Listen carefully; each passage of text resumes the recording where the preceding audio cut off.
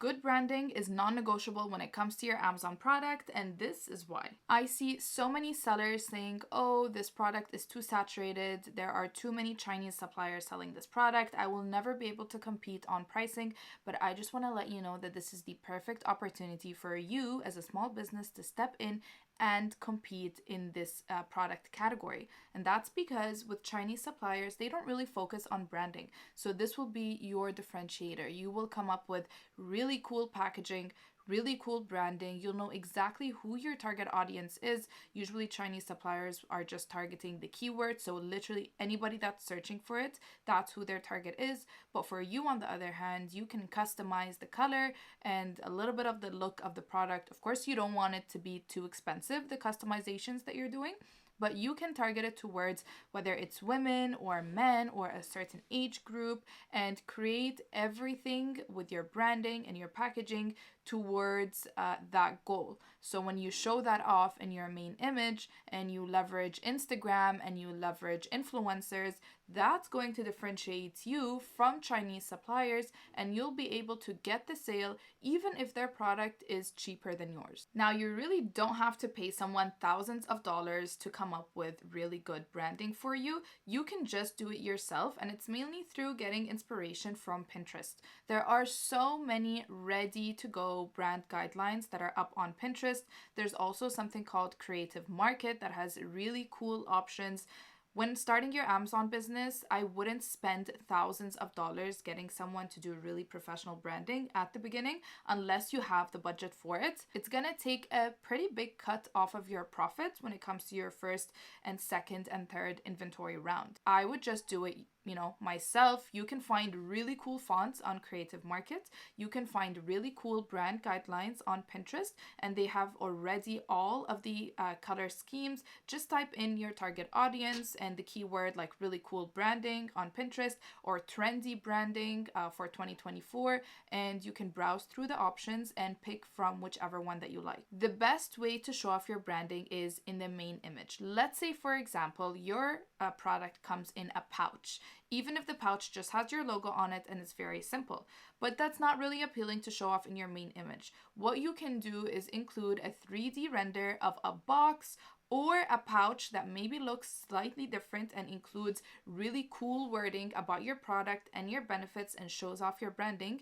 You can create that 3D render online through a website called Packdora, and I'm gonna include a screen recording over here of Packdora and how it works, but it's very simple. You can choose from thousands of different types of packaging, and you just create your design on Canva. It's really simple, using your branding, of course, your colors, your fonts, everything that you've chosen yourself. Keep it really simple and make sure that whatever wording you have on your packaging, that it looks really big and you're able to read it from a very small image. So a good way to test this is to zoom out on Canva so that you can see, am I able to read this wording if it's a very small picture like it would appear on the Amazon search results or not? If you're not able to read it, then make it bigger and maybe decrease some of the wording. So this is really important. And then once you have your design ready, you can just upload it on Packdora and you can design the packaging that you want, whether it's a pouch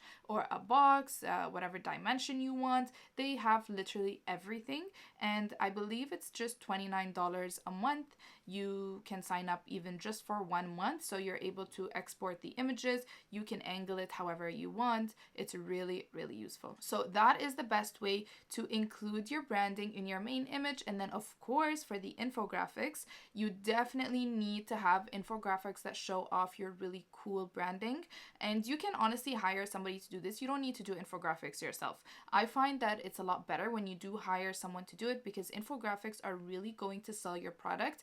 You want to make sure that the benefits and the features of your product are explained very well through images, through very simple text in your infographics, as well as your A+ content. Now, one last thing when it comes to branding is now there's something called A+ premium content. So A+ premium content will take up more of the desktop space. It's like more pixels, it's wider, it looks more professional. There isn't that white space between each image. It just looks a lot more crisp. I'm going to put an example here of regular A+ content and an example of A+ premium content. And you will only get the premium content, I believe it's if you create 5 submissions of A+ content plus a brand story. So just take advantage of this, because if in your competitors nobody has really strong A+ premium content and really strong brand story, that can get you the sale rather than the other competitors. Even if they are Chinese suppliers and they're selling for cheaper, you might get the sale because people relate to your brand more than they do the other products. Now, just to end off the video, I want to include an example of what I'm talking about. So this example is a brand called Kitsch. I believe that's how you pronounce it. I'm going to put their logo up here so you know what I'm talking about. This brand is being sold on Amazon.